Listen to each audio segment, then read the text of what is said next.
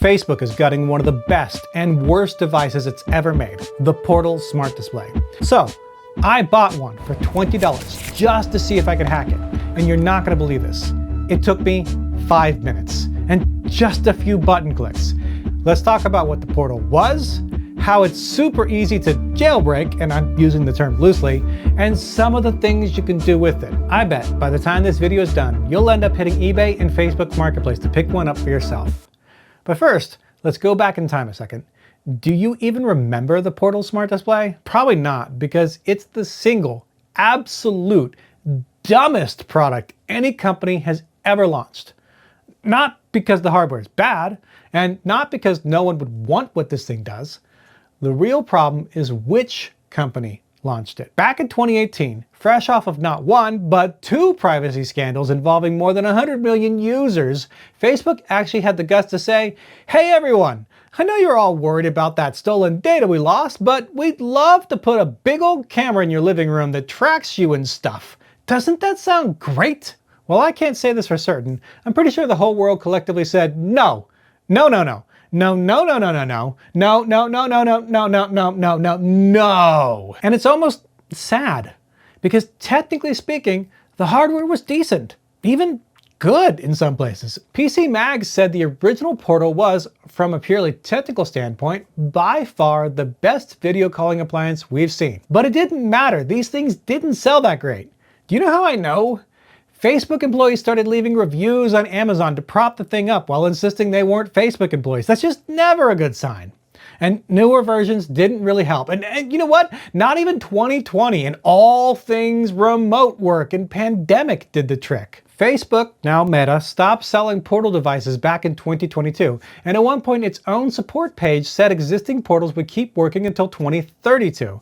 But that line is gone now, and way ahead of that date, Meta has already started stripping away some of the best parts of the device. And look, I know this thing wasn't extremely successful. In fact, leave a comment below if you never owned one of these. But people did actually buy them and use them, and it sucks that we don't really own the things we buy. But there is good news. I'm about to say something that feels a bit wrong and gross. Facebook actually did a good thing. They opened up ADB access to the device. And if you're wondering what that means, then first you should know that technically speaking, the Portal runs on Android, just not the kind you have on your phone. You won't find Google Play or really any Google apps, but that ADB thing matters because it means we can connect the Portal to a computer and install our own apps on it. Not from Meta's store, not from whatever apps are still left in the Portal, our own apps and apps made by the community. Now, to be clear, this is not a full jailbreak. The bootloader is still locked, which means we are not replacing the entire operating system. There is no root here. We're not flashing a custom ROM, and we're not turning this into a normal Android tablet. This is still Meta's firmware underneath. Oh, and to be clear, I'd also love it if you hit that subscribe button, by the way. We do get enough access to change what this thing does though. We can install a different launcher. We can run apps Meta never shipped. We can use it as a photo frame or a family dashboard, a calendar, maybe even a little smart home controller. And for a device that was basically heading for the junk drawer or worse, that's a pretty big deal. And that's actually possible because an incredible community already did all the hard work. And I mean that. Back when the Spotify car thing first hit the news for, well, all the same reasons, a perfectly good and working device bricked by the company that made it, you could break into the thing. But you needed to work with terminal, load files, find just the right USB cord, and pray that it all worked. It was frustrating until someone amazing came along and developed a web portal that made the whole process a lot easier. And if you have or purchase a Portal device now, here's the first bit of good news. Someone did the same thing for Portal Smart Displays already. It's stupidly easy to load a custom launcher on this thing. For my version, the hardest part was getting access to the USB-C port. That's because it's hidden behind the speaker grill. So I had to grab a Jimmy for my iFixit kit. Yeah, did you know this thing is called a Jimmy? Not Olsen, though to be fair, both are small and useful and mostly show up when something's gone terribly wrong. Okay, I'm sorry. Please don't leave the video. I promise no more terrible jokes. Anyway, you grab this jimmy, run it around the edges to release the clips, and then pull it off. Done!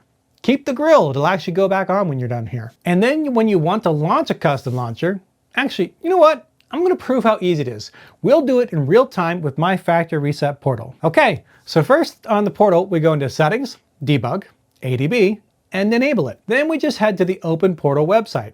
Connect the portal to our computer, doesn't matter if you have Windows or Mac, then click Install and Setup under Immortal Launcher. You are done. Seriously, that was it. Now, if you're wondering, what did I just install? Immortal is probably the main reason this video exists. Here, let me show it to you real quick, because I've got it on this one already. We're just gonna go into there, and boom, now we've got that. As you can see, it gives the portal a new home screen, a photo frame mode, a screensaver, and an app store for portal projects. It can show local photos, place phone calls through Messenger and WhatsApp, and more. The App Store is pretty handy too. Open it up and you'll find Home Assistant, Weather, Jellyfin, and a few others. The list is growing every day. And back on Open Portal, you can install more apps too. For my money, the first thing you should install is PortalHub. Why? Because every year I go to CES and I end up looking at a product called Skylight. It's basically the ultimate family dashboard.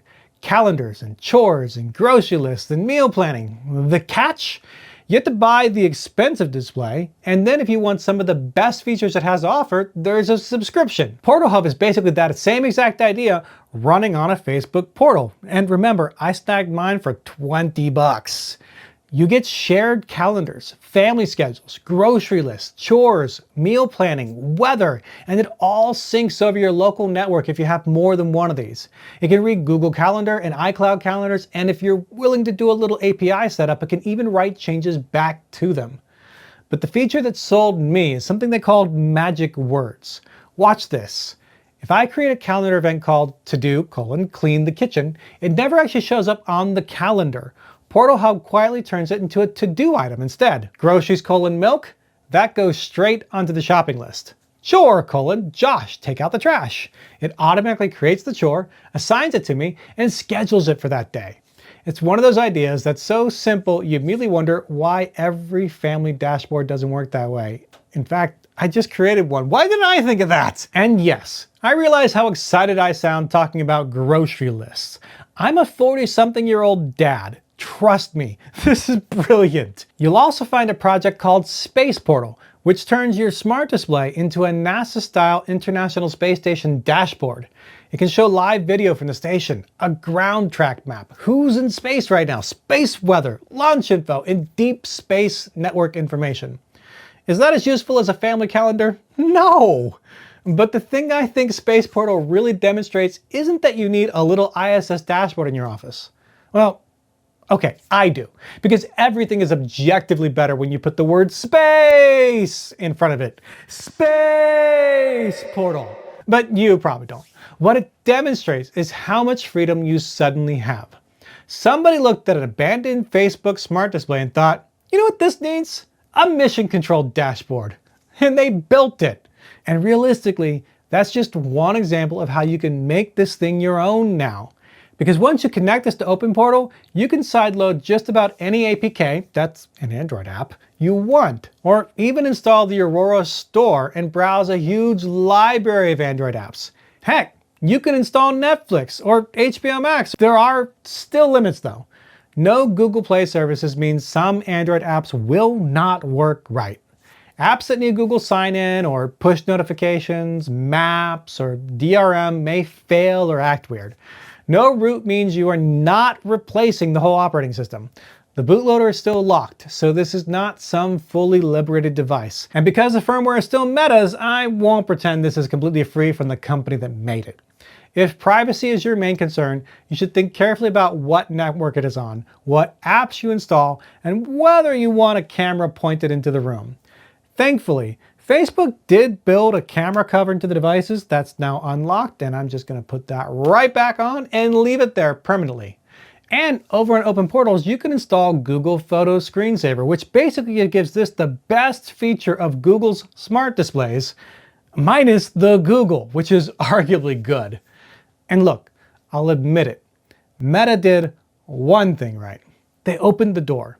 But everything I showed you today only happened because a community decided this hardware was too good to throw away.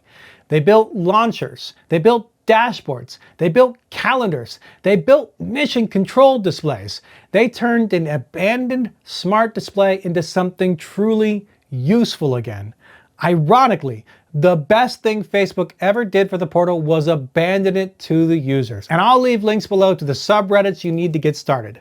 I don't want to celebrate Facebook for almost doing the right thing after killing off yet another device, but I will celebrate communities who rescue abandoned tech every day of the week. And if that appeals to you, or maybe you think we should just build our own gadgets instead, like the kitchen clock I launched not that long ago, I've got more videos like that in the works. So make sure to stick around to see what's coming next, and hit that subscribe button while you're at it. Until next time, bye!